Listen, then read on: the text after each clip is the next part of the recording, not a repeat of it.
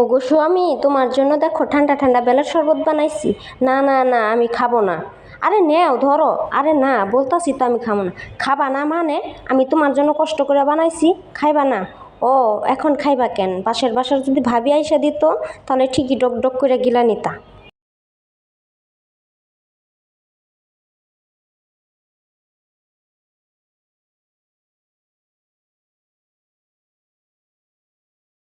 প্রথমে একটা ভুইত্তা মারা বেল নিছিলাম।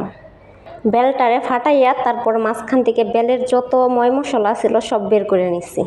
এরপর বেলটারে ইচ্ছা মতো চিপড়াইছি, চিপড়াইতে চিপড়াইতে চিপড়াইতে চিপড়াইতে বেলের যত ছাবা আছে সব বের করে ফেলছি। এরপর বেলের থেকে যখন রসটা বের হয়ে গেছে, তখন আমি ছাবাটা ফেলাই দিচ্ছি।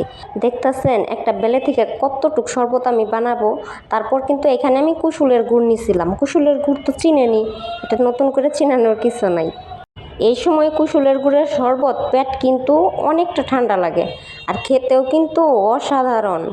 গুড়টারে ভালো কইরা ম্যাশ করে নিতে হইব, একদম কুচি কুচি কুচি কুচি কইরা তারপরে বেলের শরবতটাকে একবারে ঢেলা দিতে হইব। আমি কিন্তু তেমন একটা বেলের শরবত খাই না, কিন্তু আজকে আমি 3 গ্লাস বেলের শরবত খাইছি আর পেটটা একদমই ঠান্ডা হয়ে গেছে।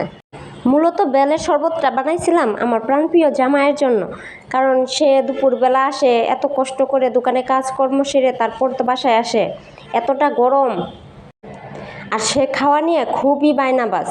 সে ঠিকমতো খেতে চায় না, ঠিকমতো জল খায় না, এত গরমের মাঝেও ঠিকমতো পানি জাতীয় কোনো খাবার সে খেতেই চায় না। এর জন্য আমি প্রত্যেকটা দিন তার জন্য এক একটা বিভিন্ন রকমের শরবত করে রাখি, যেন সে এসেই খাইতে পারে, কিন্তু সে তো খাবে না।